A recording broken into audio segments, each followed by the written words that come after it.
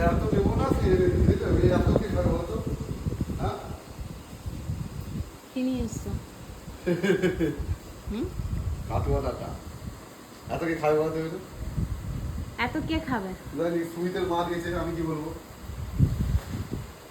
আমি নিয়ে আসতে বলেছি কাঠগড়াটা ঠিক কথা, কিন্তু এত তো নিয়ে আসতে খাবে কি বলিনি। বলে? আমি নিজেই বললাম যে কাকিমা তো দিও না, একটা দিলে হয়ে যাবে আমাদের কত অনেক ভাত। বড় বড় ডাটা, হুম?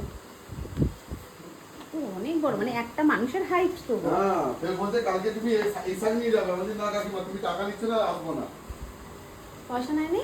না, সুমিতের মা তো আমার বাবা ছেলেকে জেল থেকে এ ছাড়ছিল তো না। অনেক মোটা গো, আমি কাটবো কি করে?